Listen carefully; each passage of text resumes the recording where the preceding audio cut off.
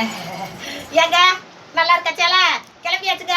இன்னைக்கு கிளம்பிட்டா. இன்னைக்கு எங்க சொந்தக்கார பொண்ணுக்கு சடங்கு சுத்துறாங்க. இருட்டாயி போச்சு. இருட்டுக்குள்ள தெரிகிறேன் நல்லா.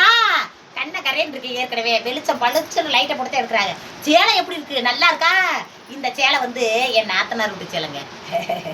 சொல்லக்கூடாதுன்றாங்க. சொன்னான்னு லைட் அமர்ந்து வச்சு கட் பார்த்துடுறேன்னா லைட் ஆன் பண்ணுங்க. கண்ணை கரையும் திருவனே. வாழைப்பழம் திங்கிறேன். இப்போ பேசிக்கிட்டு இருக்கேன். வாழைப்பழத்தை கொடுப்பாங்களே அப்புறம் திங்கிறேன். என்னங்க இது என் நாத்தனா விட்டு சேலை. சேலை நல்லா இருக்கா? எதுக்கு சொல்றேன்றாங்க செய்யலையே. அதனால என்னங்க நம்ம நாத்தனா விட்டு சேலை நம்ம எடுத்துக்கிட்டதுல என்ன கவுருதியெல்லாம் பார்க்க மாட்டேங்க.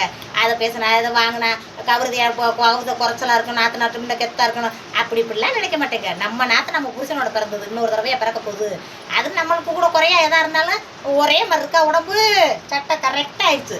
நான் அதோட கட்டிக்கிட்டு சேலையை கட்டிக்கிட்டு கிளம்பிட்டேன். நல்லா இருக்க சேலை. என் நாத்தனா நல்ல சேலை செலெக்ஷன் பண்ணுவாங்க. நல்லாத்தான் இருக்கு. நான் இதை எடுத்து காட்டுறப்ப என்னது வேச கிடைச்சா மாதிரிட்டேன். ஆனால் கெட்டினா நல்லா இருக்குல்ல? எப்படி கமெண்ட் பாக்ஸில் சொல்லுங்க நல்லா இருக்கான்னு.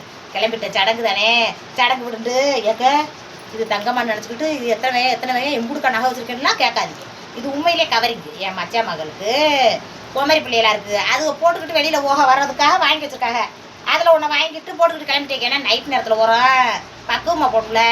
அதனால இதுவே போதுமிட்டார். ஒத்தச்சேன் போதுமிட்டார். ஒத்தச்சேன் போட்டு போக எனக்கு விருப்பம் இல்லை. அதோட மச்சா பிள்ளைட்டு கேட்டு சரி இருந்தால் போட்டுட்டு போக கவரிக்கு யார் போட்டு எடுத்து கொடுத்தா அதோட போட்டுக்கிட்டு கிளம்பிட்டேன். நல்லா இருக்கா சேலை? எப்படி இருக்குன்னு கமெண்ட் பாக்ஸில் சொல்லுங்க. ஒருத்தருக்கு நாத்தனா நாங்கள் ஒருத்தருக்கு நான் பெருசு நீ பெருசு அப்படின்னு வாழக்கூடாது.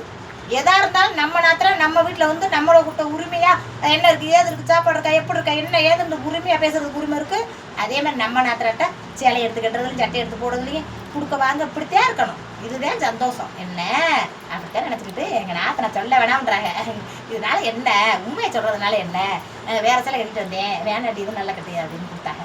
நல்லா இருக்கா? நல்லா இருக்கலாம். லைக் பண்ணுங்க. போயிட்டு வரட்டுமா? நாங்கள் போய் விசேஷத்தை முடிச்சுட்டு ஓடியாரோம். வாங்கத்தை கிளம்புங்க. நீங்களும் கட் பண்ணிக்கிட்டே கிளம்புங்க.